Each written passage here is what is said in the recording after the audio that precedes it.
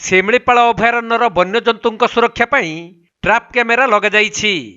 ଶିକାରୀଙ୍କ ଦାଉରୁ ସୁରକ୍ଷା ଲାଗି ଖଞ୍ଜା ଯାଇଥିବା ଟ୍ରାପ୍ କ୍ୟାମେରା ସହାୟତାରେ ଶିମିଳିପାଳରୁ ପୁଣି ଶିକାରୀ ଧରାପଡ଼ିଛନ୍ତି।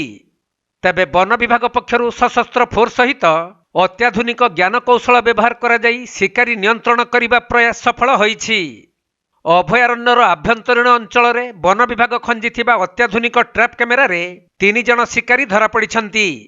ସେମାନଙ୍କଠାରୁ 3ଟି ବନ୍ଧୁକ, 2ଟି ଅଧାଗଢ଼ା ବନ୍ଧୁକ, ଶିଙ୍ଗ, 8ଟି ତୀର, 2ଟି ଧନୁ, ବାରୁଦ ଓ ଅନ୍ୟାନ୍ୟ ସାମଗ୍ରୀକୁ ଜବତ କରାଯାଇଛି। ତେବେ ଶିମିଳିପାଳ ଅଭୟାରଣ୍ୟର ଏସିଏଫ୍ଙ୍କ ନେତୃତ୍ୱରେ ପିଠାବଟା ଦକ୍ଷିଣ ବନ ଖଣ୍ଡ ରେଞ୍ଜ କର୍ମଚାରୀଙ୍କ ଦ୍ୱାରା ଯାଞ୍ଚ ହୋଇଥିଲା।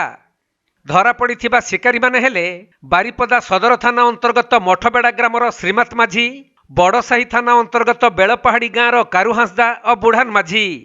ଏହି 3 ଜଣ ଶିକାରୀ ଶିକାର ଉଦ୍ଦେଶ୍ୟରେ ଜଙ୍ଗଲ ଭିତରେ ପଶିଥିବା ବେଳେ ଟ୍ରାପ୍ କ୍ୟାମେରାରେ ବନ୍ୟଜନ୍ତୁଙ୍କ ଗତିବିଧି ଅନୁଧ୍ୟାନ ସହିତ ଶିକାରୀଙ୍କୁ ଠାବ କରାଯାଇଥିଲା, ଯାହାକି ସେମାନଙ୍କ ଦୃଶ୍ୟ ତଥା ଫଟୋ ଟ୍ରାପ୍ କ୍ୟାମେରାରେ ରେକର୍ଡ ହେବା ପରେ ଏହାକୁ ଆଧାର କରି ବିଭାଗୀୟ ଅଧିକାରୀ ଓ କର୍ମଚାରୀମାନେ ଉପରୋକ୍ତ ଶିକାରୀଙ୍କୁ ଚିହ୍ନଟ ପୂର୍ବକ ସେମାନଙ୍କ ଘରୁ ଗିରଫ କରିବାରେ ସଫଳ ହୋଇଛନ୍ତି।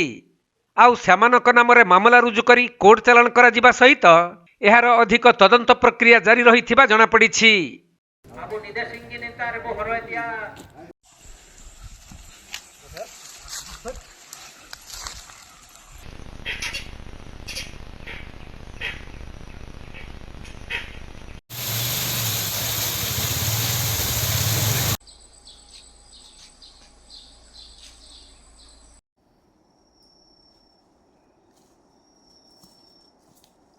ମୟୂରଭଞ୍ଜରୁ ସୁନୀଲ ମହାପାତ୍ରଙ୍କ ରିପୋର୍ଟ, କୋଣାର୍କ ଲାଇଭ୍।